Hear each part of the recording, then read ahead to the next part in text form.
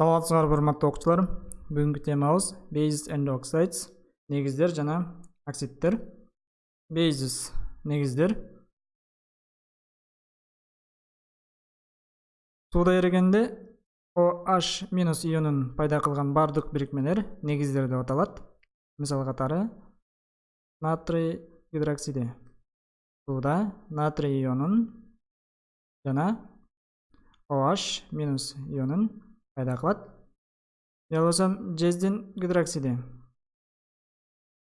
Сууда эригенде 2 плюс OH минус гидроксидин сууда эригенде гидроксид иондорго ажыраган бардык бирикмелер негиздер деп аталат. Негиздердин суудагы эритмеси электр тогун өткөзөт жана литмус кагазын көк түскө боешот. Blue litmus paper деп коеюн. Негиздерди атоо. Металлдан кийин hydroxide деген сөздү улап жазабыз. Hydroxide. Мисалга натрийдин гидроксиди. Бул содиум бейз болгондуктан hydroxide. Же болбосо copper. Бул жерде эквиваленттүүлүгү колдонулган үчүн 2 hydroxide.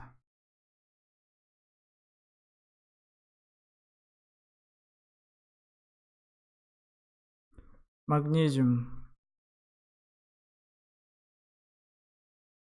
hydroxide.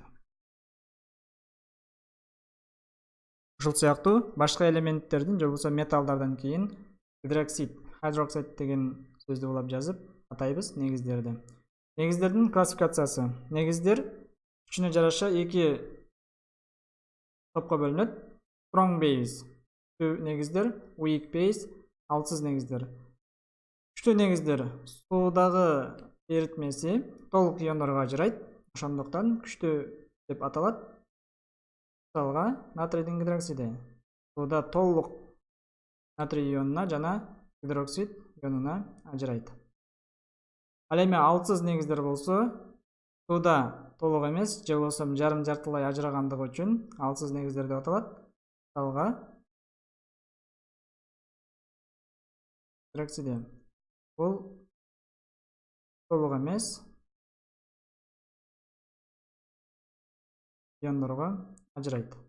Бул толугу менен ажырап кетпейт дагы, кандайдыр бөлүгү калат. Эми oxides, оксидтер, булар кычкылтектин башка элементтер менен пайда болгон бирикмелери оксидтер деп аталат. Мисалга металл эместер менен пайда болгон оксидтери булар nitrogen dioxide, sulfur dioxide, бул сыяктуу металл эмес менен болгон оксидтери. Буларга бул бирикмелер мисал боло алат.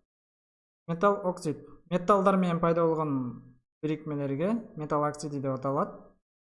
Булар sodium oxide, iron oxide, aluminium oxide жана башка ушул бирикмелер кирет.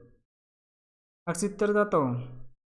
Экилик же болбосо binary compounds'торду атаган сыяктуу эле оксидтерди дагы ошондой кылып эле атайбыз. Мисалга aluminium oxide же болбосо copper. Бул жерде эквиваленттүүлүгү колдонулган үчүн 2 oxide. Мисал катары N2O5. Бул коваленттик компонент болгон үчүн nitrogen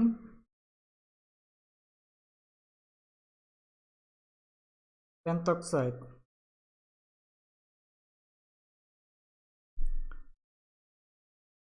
Же болбосо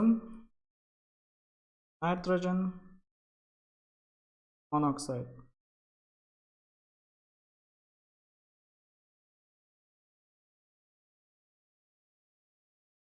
Оксидтердин классификациясы. Neutral oxide, нейтралдык оксидтер. Булар кычкылтыкке кедей болгон асидтер булар асид кислоталык жана негиздик касиеттерге ээ эмес. Мисалга carbon monoxide, nitrogen monoxide булар кирет. Acidic oxides булар кычкылтыкке бай болгон оксидтер. Судагы эритмеси суу менен кошулуп негизинен кислоталарды пайда кылат. Мисалга H2O кошулган O2 барабар H2O3. Бул көмүртек кислотасы. Болбосо 2O5 O судагы эритмеси H2O4. Үчтү жазсак. Basic oxide булар металл оксидтер. Судагы эритмеси негиздерди пайда кылгандыгы үчүн basic oxide деп аталат. Буларга натрийдин оксиди, кальцийдин оксиди ушул бирикмелер кирет. Мисалга кальцийдин оксидин сууга бул жерден бейз пайда болот, негиз. Кальцийдин гидроксиди. Mixed oxide. Mixed деген сөз аралашкан деген, жобосо аралашма деген түшүндүрөт. Бул жерге төмөнкү бирикмелер кирет. Темир 3O4 болбосо темирдин эквиваленттүүлүк оксиди менен эквиваленттүүлүк оксидинин аралашмасы. Болбосо марганец. Бул дагы эквиваленттүүлүк жана эквиваленттүүлүк оксидинин аралашмасы. Пероксидтер булар кычкылтектин бул иону менен пайда болгон бирикмелер. Мисалга hydrogen peroxide, перекс водорода, болбосо potassium peroxide, перекс калия, бул бирикмелер кирет. Эми төмөнкү мисалды иштейли.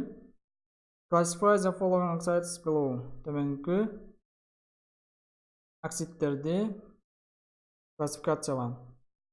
Бул металлдын оксиди, демек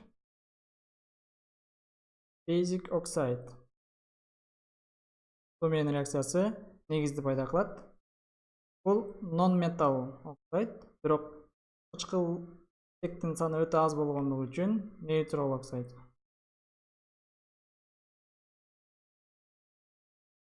Бул дагы non-metal oxide, бирок кычкылтектин саны аз болгондуктан neutral. Бул metal oxide суу менен реакцияга киргенде бейзди, негизди пайда кылат, демек basic oxide.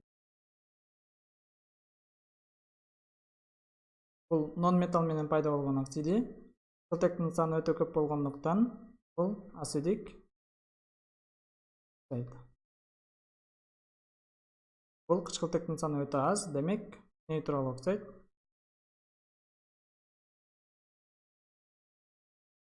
Бул болсо basic oxide.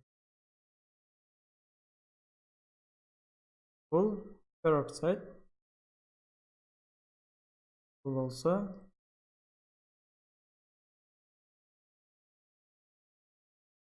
бүгүнкү сабагыбыз аяктады. Кийинки видео сабактардан көрүшкөнчө.